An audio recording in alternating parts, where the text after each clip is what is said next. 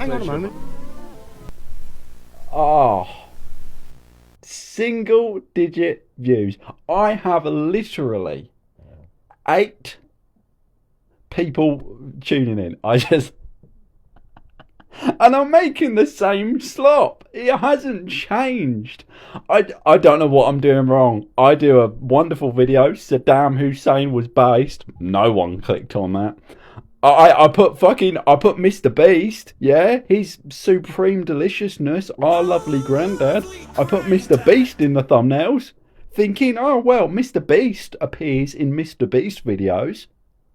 Hundreds of millions of views. I put Mr. Beast's face in the thumbnail. Not a sausage. Not a fucking sausage, dear viewer. So we'll keep trying. I am resilient. I'm like a terminal illness. I run rampant. And you can try and eradicate me, dear viewer. It's not going to work. I think I'll cut all of that, actually. In today's Breaking Truths, Margot Robbie. Sorry, I was just thinking of that one scene in Wolf of Wall Street. You know which one I'm talking about, dear viewer. To play Patrick Bateman in Luca... Oh, for fuck's sake, it's one of these bloody foreign names. Guadagnino's gender-swapped American Psycho remake. Margot Robbie, of course, famous for her appearance in Neighbours, the Australian soap opera. Comment below. What's your favourite episode of Neighbours and why? Why is everything a remake now? You know what I mean? I believe Mila Kunis was approached to be the leading lady in this gender bender, herky jerky, upside down. Oh, look, it's purple now. The original was yellow. We've made it purple. This absolute bollocks. I believe she was approached. Apparently, she's already got commitments to this new fangled American cartoon series. It's called The Family Dude or something like that. It's got a dog. The dog talks. He's a liberal. There's a baby that's evil in it. I don't know. I don't pretend to know. It felt very derivative of The Simpsons to me. I don't see it catching on, frankly. But Mila Kunis was busy, so she's not going to be appearing in this gender-swapped, weird, wacky take on a film that is not even 30 years old yet. Not even 30. The body's still warm. Christian Bale is just getting out of his fucking raincoat and we're already making a remake of it. This is...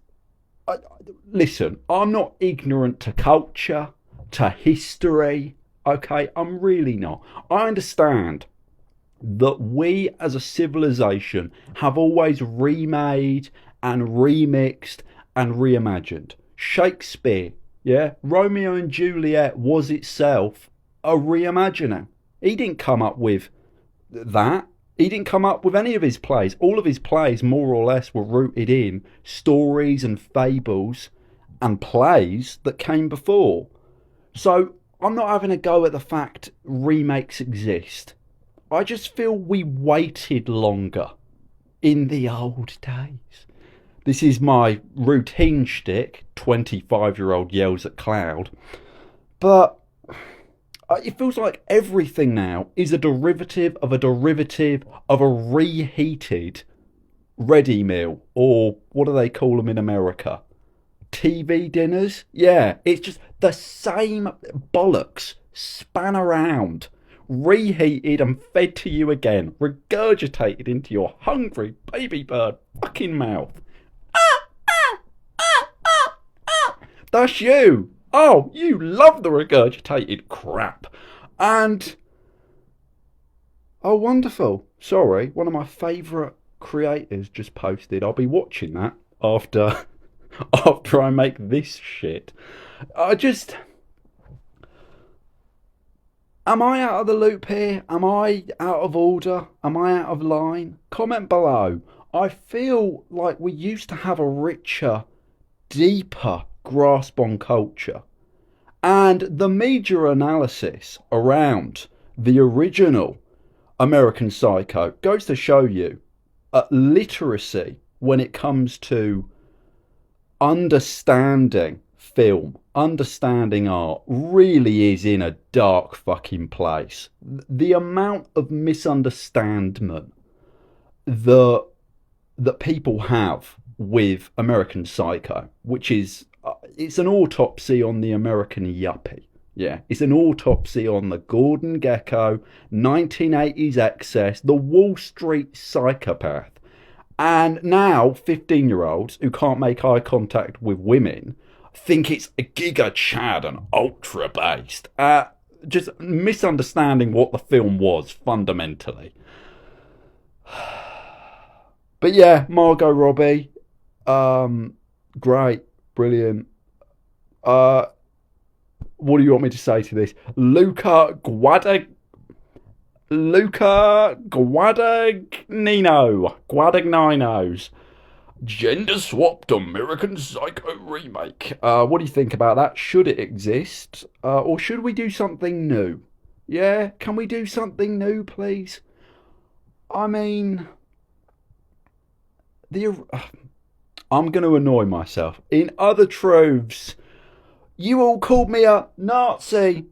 For so long, I decided that, fuck it, I am one.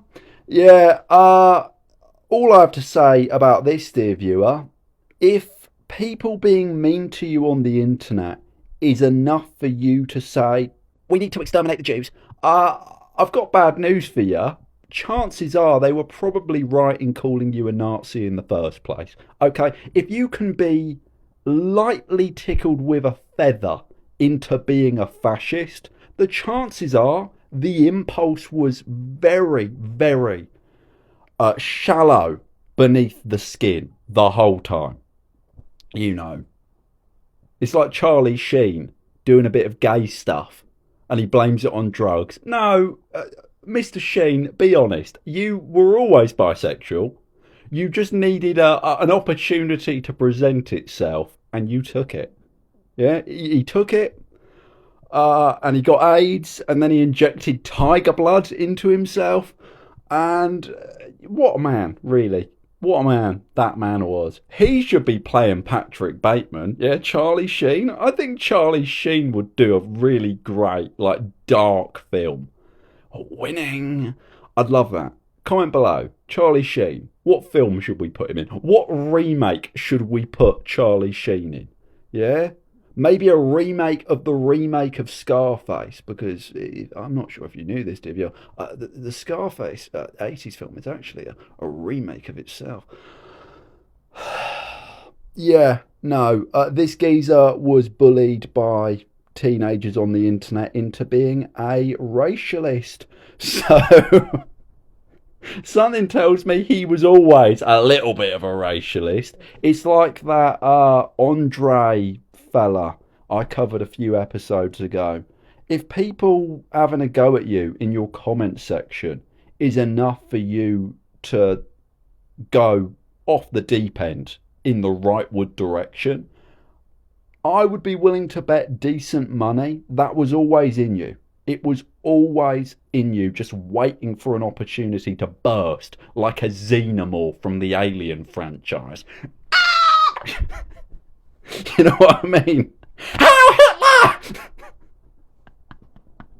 Well, I'm having fun. If no one else is, I'm having fun. In other truths, speaking of racists on the internet, yeah, this is apparently a new fad in MAGA world. It's called blackface. This is a novel idea. I don't think anyone's done this. I think in all of human history, this has never been done. The face in the bottom right. That is the face of a woman tired of winning. She's so fucking sick of winning. Yeah, I feel, don't get me wrong, this really upsets the woke left. This really upsets and angers and frightens trans people and minorities. I don't feel it goes far enough, though. Now, I am someone very in touch with the fruity community. I can tell you this with absolute certainty, ladies. if you're listening. Nothing would upset gay people. Nothing would upset black people. Nothing would upset the DEI contingent more if you went to a local farm, found some, the warmer the better, pig shit, and filmed yourself in 4K. Just sort of smearing pig shit all over your face. And this is the magic spell. This bit's important. You have to do this bit, otherwise it won't work. You have to look dead-eyed down the barrel of the camera, and you have to say, Trump 2028, make America great again. If you did that, face, get some in your hair perhaps, just covered in pig excrement, piggy shit, I feel gay people would be frightened. Trans people, I'm really worried about trans people. If you did this, I don't think trans people would exist anymore. Ethnic minorities, they're really upset and hurt and frightened of this. Nothing upsets minorities more than you covering yourself in pig shit. So if you did that, maybe, if you did that, and you did that lots and very publicly, honestly, I think the LGBTQ might have to break up. I don't see them coming back from that, I'll be honest. In other truths, speaking of racialists, yeah, this is old news. Honestly, American politics, forget about Neighbours. America is my soap opera. And this was last week's story at this point, probably, let's be honest. J.D. Vance, vice president of the libertarian little experiment over there. Never should have let them off the leash, really. Look what they've done. Look what they've done. We turned our back on them for 5 moments and the kitchen's on fire. He's apparently having some sort of illicit affair with the widow of Charlie Kirk, Erica Kirk. I believe they were married. And of course, for transparency, I do have to come clean. This is a doctored image, obviously. In real life, Kirk's casket didn't have flowers on it. In other troves, oh God, it's this one. Alright, Holocaust victim. May have heard of her. She had a book out not too long ago. Anne Frank, reimagined as a pansexual Latina with non-binary lover and neurodiverse family in controversial NYC musical. So, Holocaust horror play causes uproar in Germany by presenting Anne Frank as a pansexual Latina. Now, yeah, again, media literacy is in a dire fucking state. To be clear, this play was put on by a Jewish playwright, and it pokes fun at the liberal, I suppose, woke impulses and the trappings that come with those impulses. It is a satire. It's not real. I mean, it is real. In the literal sense, you could see this. First, it was Italian brain rot on Broadway. Now it's a little Jewish girl ever so slightly slaying it. It does make me feel a little bit uncomfortable, understanding the context that it's a satire on that kind of 2010s. Again, I use the term woke. You know what I mean, right? The gender inclusive toaster and coffee machine sort of shtick. I do feel it crosses a line, though. I don't think we should be making light of the Holocaust, because I'm not sure if I've ever said it here, Divya. I did actually lose family in the Holocaust. It was my great-grandfather. He was drunk and he fell out of a watchtower in Auschwitz. I can make those jokes. My fiance had actual fucking high-ranking SS officers in our family tree. Jesus Christ. No, really. I will film the look on her face when I give her for Christmas these. Oh, they are the cutest little Star of David earrings. It's going to be beautiful. Because, long-time viewers, all two of you at this point, you will know my fiance has some, I would say, historical qualms with the Jewish community. She was once famously or infamously quoted as saying, I get uncomfortable when I see Jews in an airport, which is old school. That is old school racialism. That is like, I mean, that is really like classic textbook. Holy shit, you did not just say that. Yeah, but this is satire. Don't believe everything you read on the internet, and don't read everything you believe. In other truths, oh, for fuck's sake. Right, we're talking about this. I wanted to put this off, but we have to talk about this. Keir Starmer has announced a digital ID will bring the UK into the donk age. Now, I don't know what the donk age is, Sir Keir, if I'm being completely diamond white. But more importantly than that, slightly more important than that, Keir Starmer is now officially less popular than the Register evader, formerly known as Prince. So, Clement Attlee didn't die for this. No, I'm going to be honest now. Clement Attlee did not die to see his party rank lower than an actual fucking paedophile. Like, neoliberalism, it's a disease. It is a fucking cancer, dear viewer. God, yeah, that's really not good. I can imagine Keir there in his office trying to solve a particularly difficult Rubik's Cube. I don't understand it. It's 5 red and 1 yellow. David Lammy comes in looking all pensive. You're right, Dave, mate. You look sad. I don't know how to tell you this, Keir, mate. Latest poll just came out. You're less popular than a paedophile. Do you think they insulate him the way the Democrats insulated Biden? Right? Do you think they surround him in a fucking hug box? He must know. He must know how unpopular he is. Surely, right? Has it, like, speak about the death of journalism. How has no one asked him that? Are people asking him this? Because, like, really, like, if I sat him down, right, we had some digestive biscuits, cup of tea, lovely. And he tells me his father was a tool maker. That's important. That really, puts this whole situation in a different light. I would ask him, the only question I would ask him, forget about the boats, forget about all of that shit for a second. You are ranked less popular than a paedophile. How does that make you feel, Sir Keir?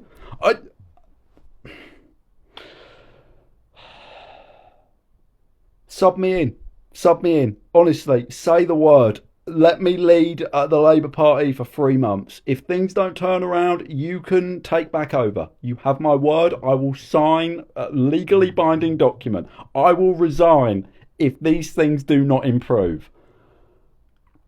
It's the party that brought the world, not just the nation, the world, universal healthcare. Okay? Look at it now.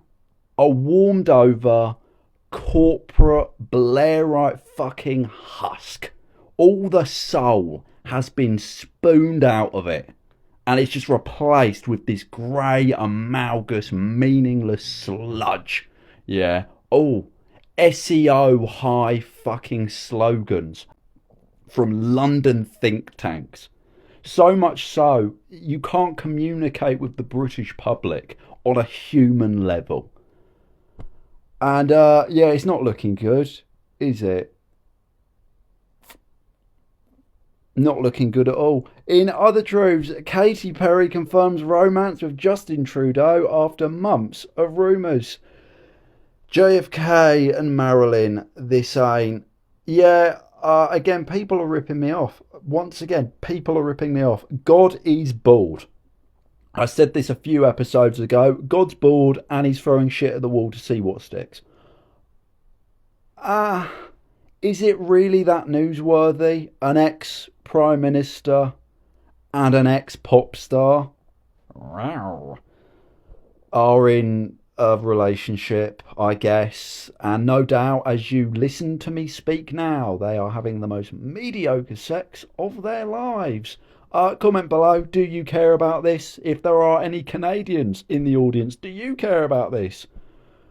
Really though, you know what I mean. In other truths and closing, a fine episode, I guess. It's been okay. Albania to become the world's first fifth world country. Albania's Prime Minister announces his AI Minister, Diela, is pregnant with 83 babies. Each will be an assistant to an MP. Albania is not a real country. A proud, hard-working, knock-off Rolex salesmen and petty criminals. It really is expected behaviour from a backwater, background character nation, really. No, seriously though, let's be serious. What has Albania ever given to the world?